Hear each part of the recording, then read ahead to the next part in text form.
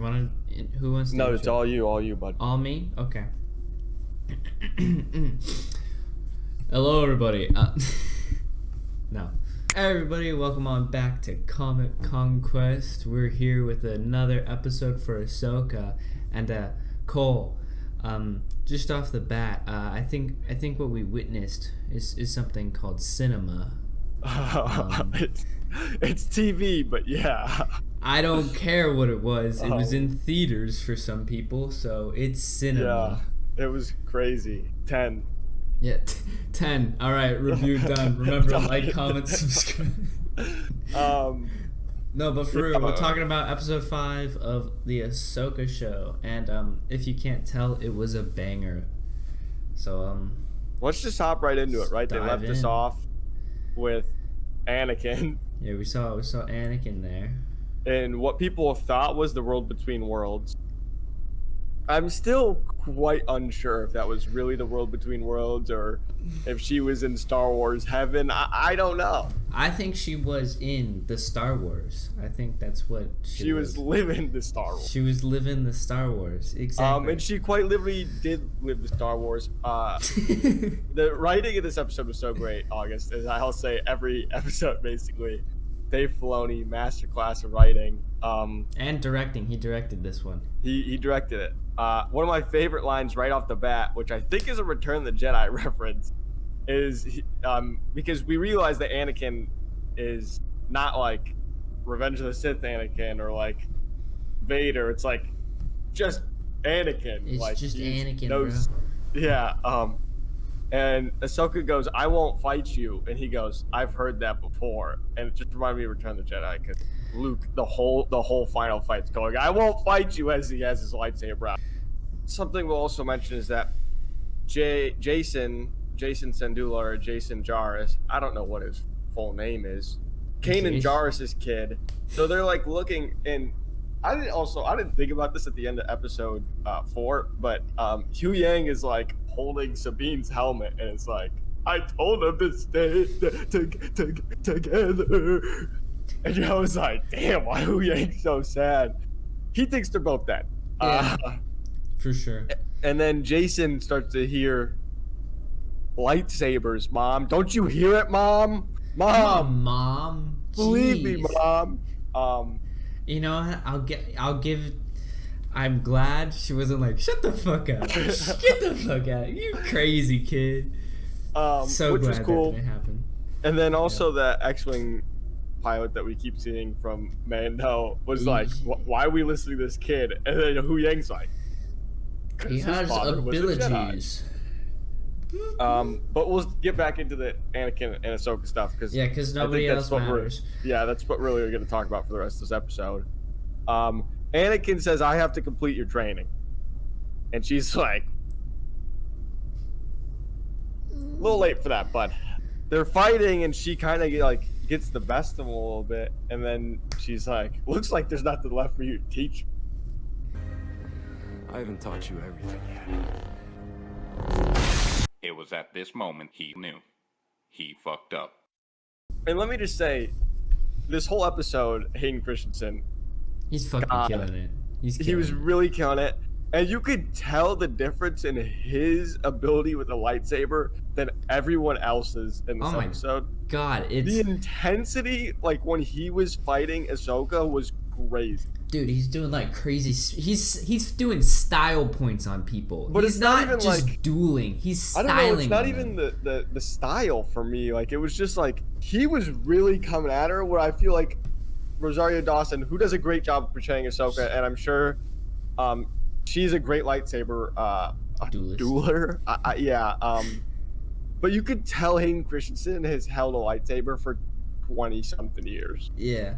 But yeah, I wanted to bring this up too. Just seeing Anakin fight, and because he is the best duelist, right? That's what. Yeah, you're talking about the most famous Jedi in the Clone Wars. Jedi, like he's just the most powerful. He's fantastic duel, and just seeing him being able to like effortlessly with ferocity and style, just on Ahsoka, who has also been established to be killer at the lightsaber, is just so cool, and it's great to see a good lightsaber fight. It's fantastic. I will say I like the Baylan Skull versus Ahsoka fight, but I'm was not saying that those are bad. I'm just saying this was like a different caliber of like intensity. Yeah. Anyway, before we just keep talking about lightsabers. Anyway, Anakin cuts the ground under her, and she falls. She falls, and we start transferring into a different time, and you see her silhouette on the ground in like this dusty area, and it's like, that's crazy. But if you start looking closer, she's wearing a different outfit, and then running through the scene, there's a beautiful Phase 1 clone going straight on through, and you're like, oh. And then more 501st are running by, and you're like, ah! And then you see... And then she sits up, and it's young Ahsoka Tano, and you're like, what? And then it's you crazy. see Anakin in the Clone Wars armor. Clone Wars, oh my god, it looks so good. It was crazy. He looked so good in it. He looked so good. I will say the haircut, everything, I was like, well, we need a show now. Like we need a like as if they already do 7 seasons of Clone Wars. That's it. I need a remaster. I need Clone Wars remastered in live action. Also, something I never realized, but maybe just because it was live action, is how similar that piece that he wears is to Vader's. Like, I've never realized that until I saw it, and I was like... Someone pointed it out to me a while ago on like YouTube. I was like, that looks really similar to something. And then later in the episode, I was like, but yeah, so we're in to one of Ahsoka and Anakin's first missions. She does not have her second lightsaber yet. So this is even before the Clone Wars show. This is between the movie and the show. I always love Clone Wars flashbacks, and I don't even know like how to describe the feeling that I got watching this. Like, it's surreal. It's kind of like because I don't know. I remember seeing Clone Wars as an itty bitty child, right? I always seeing the commercials and watching episodes. So to see it in like live action with heart put behind it, and this like emotional scene where Anakin is. And it's fantastic seeing Hayden Christensen being that charismatic, very charming, and almost kind of Joker, or not Joker, but like humorous Anakin, where he's kind of in his prime. He's not having a great time, but he's not like a super angsty man, you know? We should mention Hayden Christensen, of course, when the prequels originally came out, got a lot of shit, right? Yeah. I would argue, much like many projects that we see where you say, God, that sucked, I hate you, I really think it was just the writing, not that George Lucas isn't a great writer or director, because he obviously has created a lot of masterpieces. But the depth of this character, right, they call it the character to play, right, because there's so many sides to Anakin, and you really got to see like all of that in this episode. But let's just talk about like the plot of what's happening here. They're in still like a Force, like, I don't know what to say, like vision, or like, because it's Ahsoka in her little body and Anakin with all his memories and his they're in their Clone Wars bodies, but like they're them. Yeah. And they're kind of reliving these moments, and he's talking about like what exactly he's taught her to be a leader, to be a warrior. And if she wants to live or die. Yeah. And she kind of relives like the mortifying part of war, where she's seeing all these dead clones, and Anakin's making jokes. It's like, well, we got to keep moving, and she's like, how do you do this? Which was great. And then we also, as Anakin's running into the battlefield, oh my god, there's flashes of Vader, and that was just like, that's insane. It a was masterclass. I don't even know how to like what exactly the like. I was just like, huh?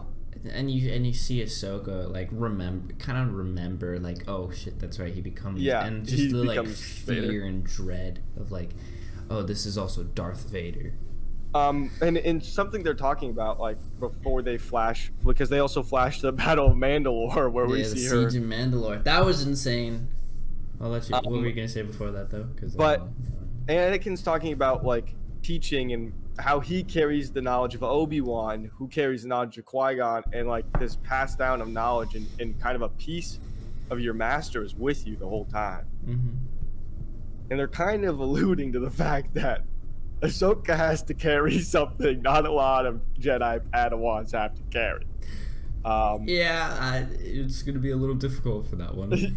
Yeah, so they flash the Siege of Mandalore, and Anakin shows up in the Revenge of the Sith outfit, by the way, not the Clone Wars outfit, and he's like, I wasn't here. Also, side note, I was really hoping we would see Maul or something, like it would flash to her fighting Maul, and him being like... And Maul being like, I told you! I told you the truth! That would have been insane if they had Sam Witwer just being like, I told you. But yeah, I would seeing really the Mandalorians and then the 32nd regiment or what, I forget. I know it's 30, or we saw Captain Rex. The 332nd, and then we saw Captain Rex. Oh my god, he looks so good. He looks so good. And I think he's technically Commander Rex. That's Commander.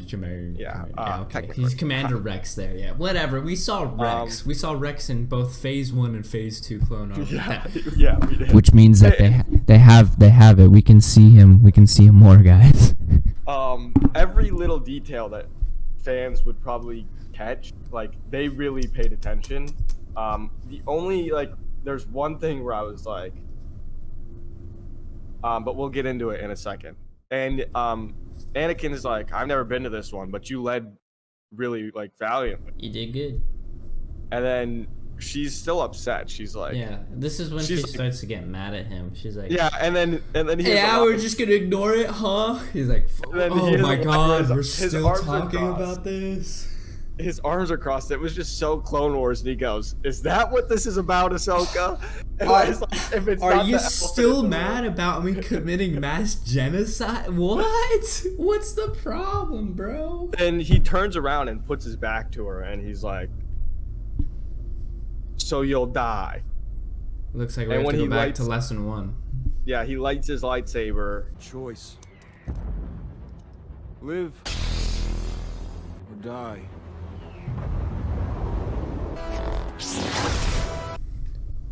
Oh, and it's red. Oh my god. And he also has Sith eyes. I should mention he has Sith eyes. Sith eyes. Yeah. And they start fighting, and then he pushes her out of the vision back into the world between worlds, or Star Wars heaven, or whatever the place is. And this was maybe the most horrifying shot of the whole thing. As he's walking through the puff of smoke, you start to hear Vader's the breathing.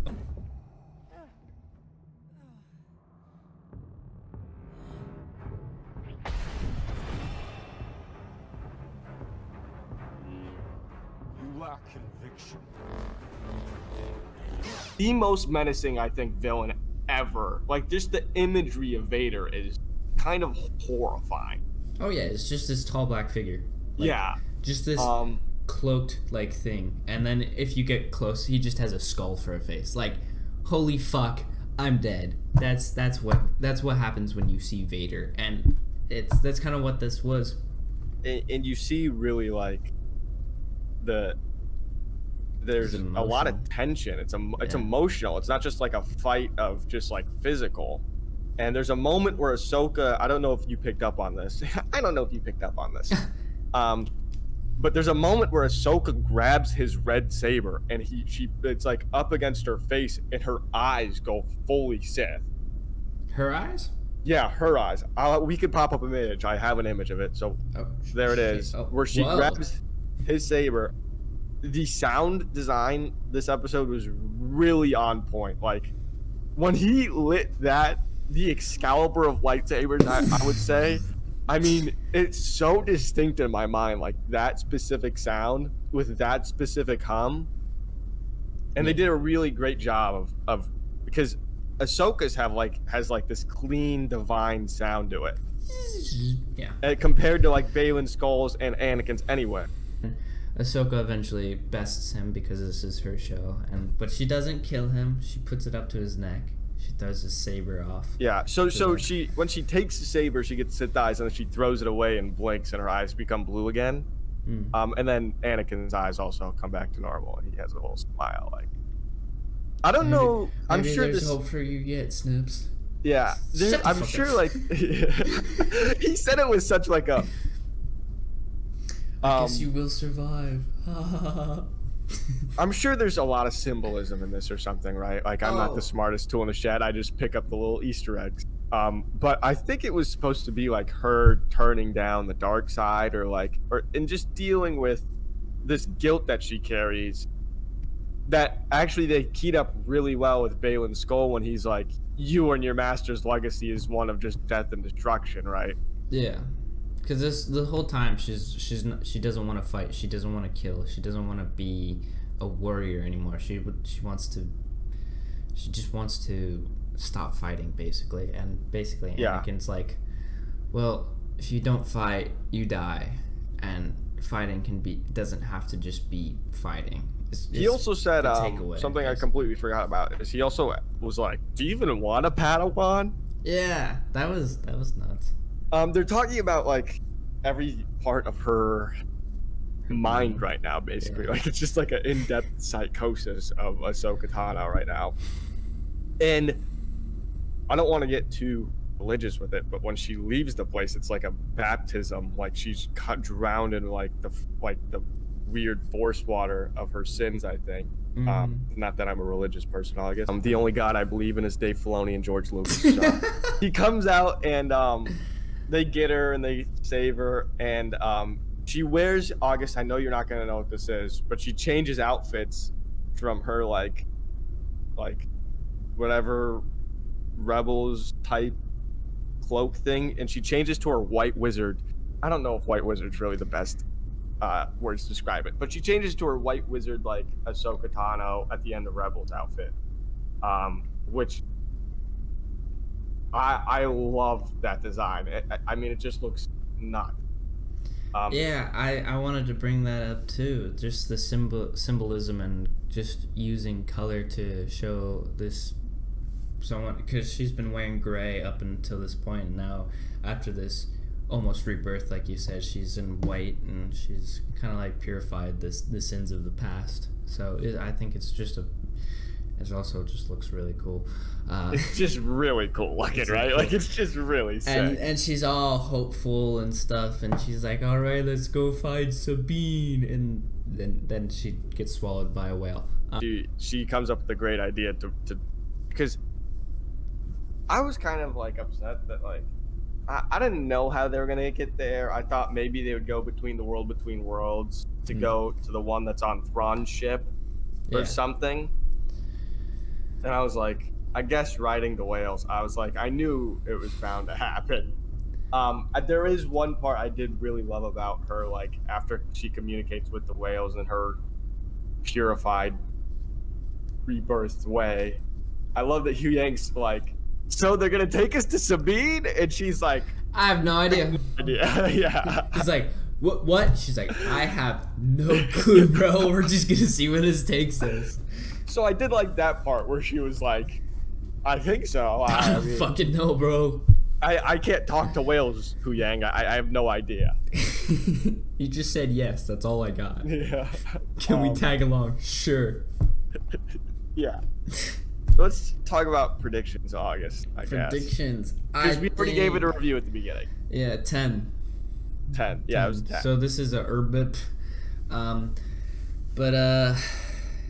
Yeah, predictions. I think we're done seeing Anakin. I think we've conquered. If anything, we might see him the last episode as a Force Ghost going, I don't want that. No, I'm good. I'm good on the first Ghost. I'm just kidding. It's gonna be just like the Return of the Jedi. He's gonna be there and he's gonna be like, That's my dead body burning over there. But no. But for real, I think we're gonna find that next episode focuses a lot on Sabine, what's going on over there, as Ahsoka approaches.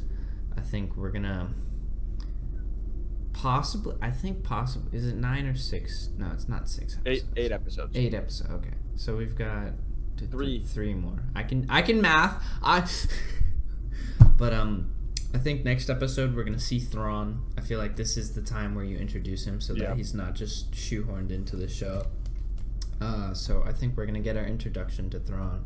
I think we're not gonna see Ezra, or we're gonna get allusions to him. Yeah, I think we're gonna really learn what Baylan wants. This is my big prediction, right? This is like a multiple. This is what they would call in sports betting a parlay, August. Ooh. So of course, I think you're right. This episode's gonna focus on the next episode's focused on Sabine. I don't think we're gonna see Ezra at all this whole show. I honestly don't. Really? I don't know what's happened to him. I don't think we're gonna see him. Maybe last episode or something. Yeah. Baylan and Shin. This is where it gets interesting, right? You see in the episode 4 where like Baylan still has this code, and he was raised. He really holds the beliefs of the Jedi still. I would argue he still has some sort of like compass to all this stuff. I think he was officially declared a Dark Jedi. Yeah, was he? I didn't know that. I think I saw it on Instagram that he's officially the first Dark Jedi. Shin, on the other hand, was like kill, kill, kill. Let it kill him. Let it kill him. I think there's going to be a moment where Shin's just like, I'm gonna kill Sabine, and Baylan's gonna be like, this is not, I promised her, and Shin's gonna kill Baylan. I really do see Shin killing Baylan and her being like, why did I just killed my dad? I didn't mean to do that. Like she was blinded by rage or something. And then she'll like realize I need to be better than this. But we'll talk about Thrawn now. So Thrawn, I think we'll see. I think we'll get aboard. I don't know. I honestly don't know what would have happened to his ship, right? Because all the windows were broken. It's not pressurized. Like, shit. The ship was like destroyed, basically. Oh. And then the whales took it away. So he's obviously like crashed on some planet. And they'll go get him. And there's a scene in the trailer where he's in the helm of the command center of the whatever that ship's called, the Eye of some Sauron or whatever the hyper loop's called. The Eye of Sauron. It's something like that. Is it the Eye of the Empire? No, it's like the Eye of Sion or something. It's Sheev's Eye of Sheev. But I think Sabine is going to have some trauma this next episode, realizing she really made the wrong mistake. Oops. And then I think we'll probably see Ahsoka like towards the end, like show up. Yeah. Like, I agree with you. Up until there's no way that they cast some guy as Ezra for him to have a 5-minute clip and be like, I honestly don't think he's gonna be in the show much. Unless they're saving him for Dave Filoni's movie. I can't I don't imagine. think we'll see him in the next episode. I just don't. I don't think next episode. I think we'll see flashbacks. 7. I think there might be a chance we see a flashback of Sabine and Ezra of like her thinking about him.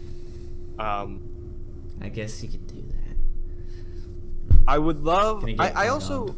They dealt with the Vader stuff, but I would really love for like they never mentioned Darth Vader, like his name, or they never said like what he did. He was just like, you're still upset about that. I did kind of want her to be like, why? Yeah. Because I don't think she's ever had a full-on explanation. And and I'm not even sure that she was even aware of him and Padme were a thing. I feel like she had an idea, maybe. Like, we all know Obi-Wan straight up knew. Like, well, Rex straight up knew, too. Well, Rex was a homie, too. Yeah. Rex was like, oh, General Kenobi, I don't know, just busy, I guess. I don't know. But, like, I don't know if Ahsoka straight up knew that Anakin and Padme were a thing. I feel like somewhat, right? Like, I feel like she had suspicions, but I think it would have been a great just a couple lines. Like, my thing was like, why? My thing is like, did she ever see Padme pregnant? Right? Like Obi-Wan straight up saw pregnant Padme and was like, wow, this isn't allowed. No, I don't think she did, but I think just like I would love And to see, all yeah. Anakin had to say, I feel like the only response he would have had to give was, "I did it for love," and she would have been like, "Oh shit." Like that's I guess, but then it also cut to a clip of him choking out Padme in Revenge of the Sith. But yeah, I guess that's like it for this episode. Anyway, that's gonna do it. Fantastic show. If you're a Clone Wars fan, if you're a Star Wars fan, if you want to watch what the sequel trilogy should have been, watch this, because this felt like Star Wars. This didn't feel like Star Wars. This was Star Wars. This is the Star Wars. This is the War of Star. Okay? But without further ado, thanks everyone so much for watching. Remember, like, comment, subscribe. Let us know what your thoughts and predictions are. And, yeah. Bye-bye. I almost hung up. That wasn't the right button. Bye.